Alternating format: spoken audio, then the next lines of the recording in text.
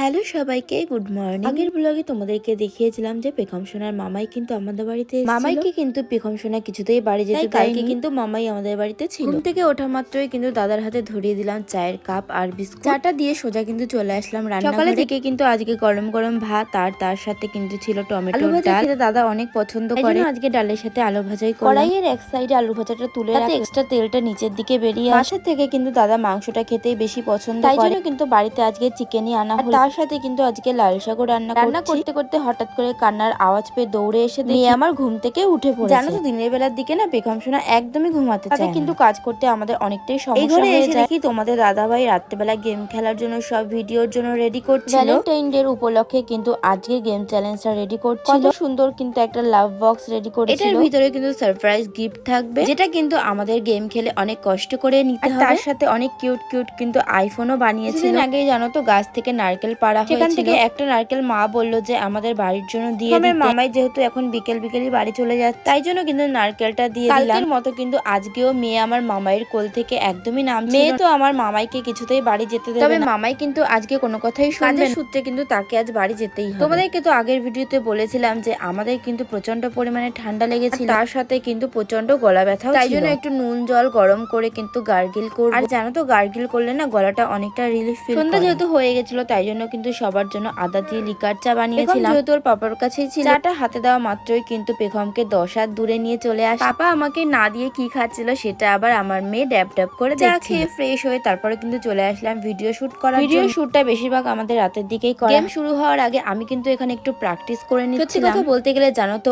এই জিনিসগুলোকে অনেকেই প্রায়োরিটি দিতে চায় না। যারা যেটা জানে করে তারাই কিন্তু একমাত্র এই জিনিসগুলোর মর্ম জানে। হঠাৎ করে একটা কনসেপ্ট রেডি করা কিন্তু মুখের কথা নয়। সারা দিনের অজস্র পরিশ্রম থাকে এই গেমে। সকাল থেকে রাত পর্যন্ত গেমটা বানানোর জন্য প্রস্তুতি নিতে হয়। সবার কাজকর্ম মিটিয়ে একটা সময় করে তারপরে কিন্তু আমাদের এই ভিডিওটা শুট করতে হয়। শুধুমাত্র 10-20 মিনিটের জন্য এখানে দাঁড়িয়ে ভিডিওটা করলেই কিন্তু কাজটা কমপ্লিট হয় না। থাম্বনেল বানানো, আপলোডিং, এই সবকিছু করার পরে কিন্তু একটা গেম চ্যালেঞ্জের ভিডিও রেডি হয়। কে কে আমাদের গেম চ্যালেঞ্জের ভিডিও দেখতে পছন্দ করে অবশ্যই কিন্তু কমেন্ট সেকশনে জানিয়ে। নাম কিন্তু দাসপাপিয়া সন্তু অফিসিয়াল। বর্মশাই আজকে বাজার থেকে কিন্তু অনেক রকমের পাপড় নিয়ে এসেছে। পাপড় খেতে তিনি আবার খুব পছন্দ করে। হঠাৎ করে বললো যে যাও তো একটু পাপড় ভেজে নিয়ে আসো। ঘরে কিন্তু একদমই রিফাইন তেল ছিল না। খেতে যখন চেয়েছে তাই ভাবলাম যে সর্ষের তেল থেকেই ভাজাটা করে দিই। তবে এইসব জিনিস কিন্তু সর্ষের তেলে ভালো ভাজা হয় না। দোকান থেকে যখন পাপড়গুলো নিয়ে এসে দোকানের কাকু বলেছিল যে রোদে দিয়ে ভালো করে তারপরে পাপড়গুলোকে ভেজে খেতে। রোদে দেওয়ার মতো সময় তো বর্মশাই আমাকে আর দিল না, তাই জন্য কিন্তু পাপড় ভাজাগুলো ভালোভাবে ফোলে, না হলে কিন্তু এই পাপড় ভাজাগুলো অনেক বড় বড় হয় ফুলে। অনেকদিন ধরে যেহেতু দোকানের সামনে খোলা ভাবে পাপড়গুলোকে রাখা হয়, কিন্তু পাপড়গুলো অনেকই নরম হয়ে যায়। তো আর রোদে দিয়ে ভেজে খাওয়াতে পারলাম। যদি ভালো রোদ ওঠে তাহলে কিন্তু পাপড়গুলোকে রোদে দিতে হবে। অনেক রকমের পাপড় এনেছিল, তার মধ্যে থেকে এই পাপড়গুলো কিন্তু আমার অনেক কিউট লেগেছিল। এই পাপড়গুলোর নাম ছিল কিন্তু